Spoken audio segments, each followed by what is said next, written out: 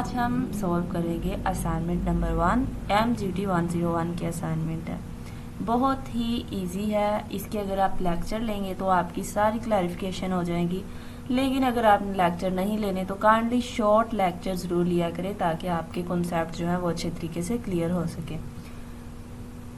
Solution की तरफ जाने से पहले अगर आपने मेरे चैनल को लाइक और सब्सक्राइब नहीं किया तो काइंडली इसको लाइक कीजिएगा, सब्सक्राइब कीजिएगा और इसको ज़्यादा से ज़्यादा अपने फ्रेंड्स में शेयर कीजिएगा।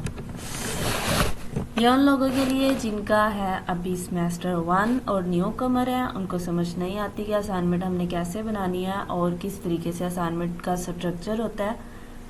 तो ये देखें जी, इस तरह से असाइनमेंट नंबर 1 लिखते हैं। MGT 101 स्टूडेंट आईडी मेंशन करते हैं, स्टूडेंट नेम मेंशन करते हैं। देन आप यहाँ पे क्वेश्चन राइट कर सकते हैं।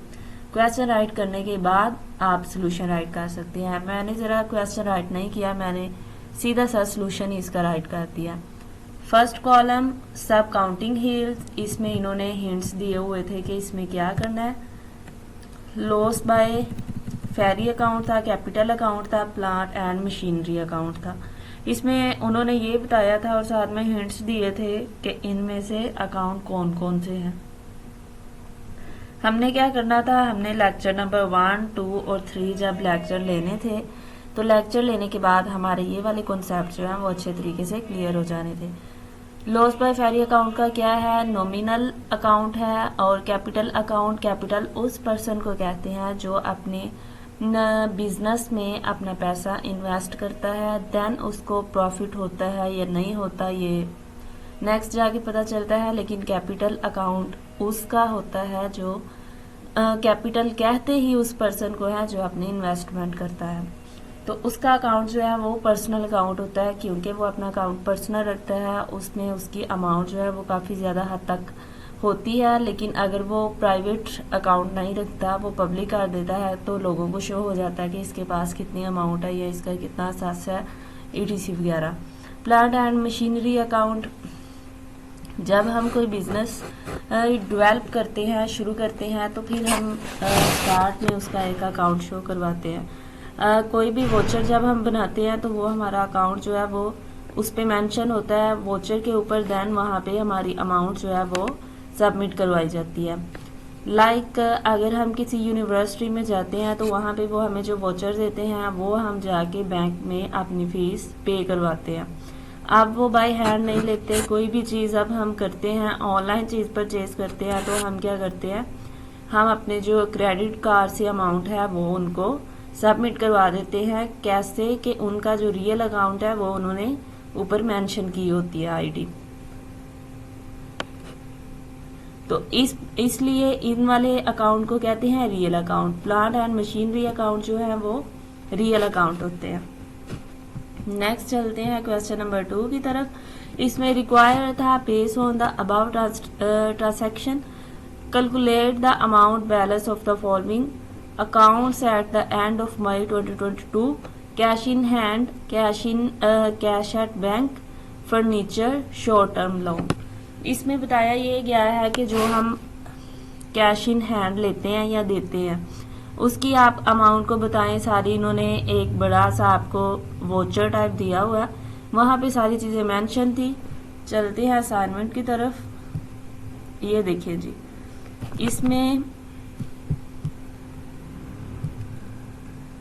इसमें उन्होंने बताया हुआ है ऐसे।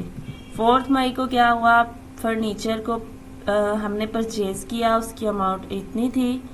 फर्नीचर हाउस के लिए लिया था। फिर ABC son give a cheque दिया उसने, वो इतने का था, 40,000 का था।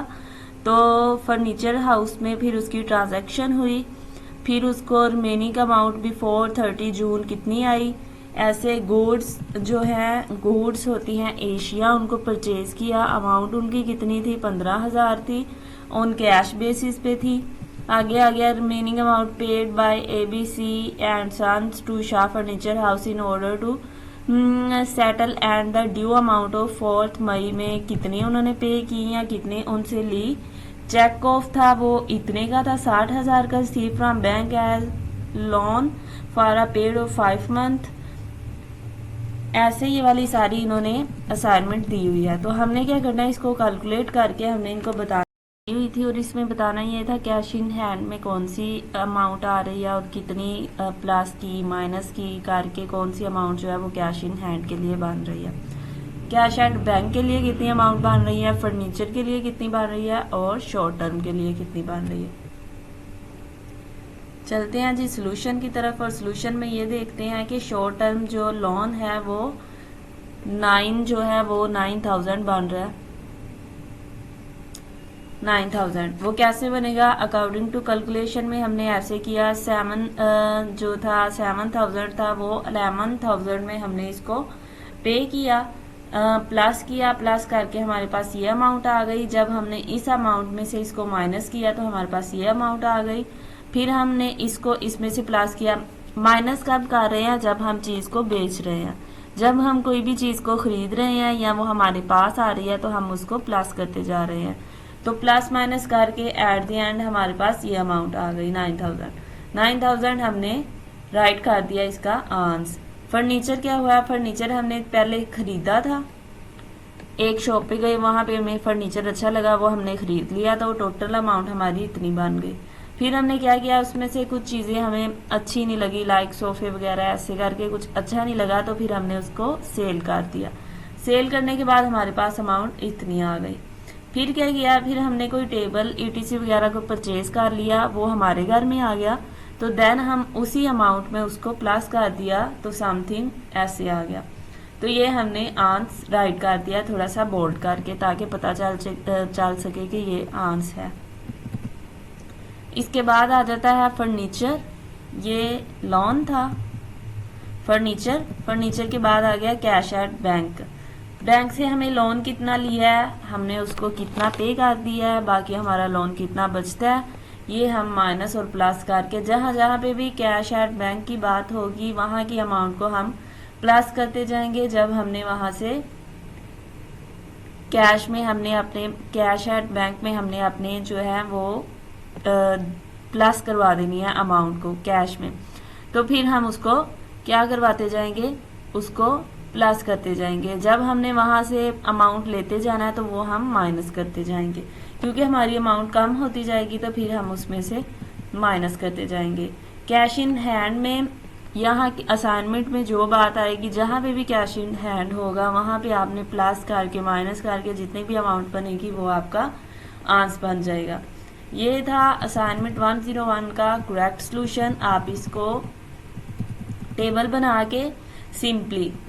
बना के इसको इजीली सारी चीज़ों को वहां से देख के यहाँ पे राइट करते जाएं और साथ में इनके आंसर को मेंशन करते जाएं।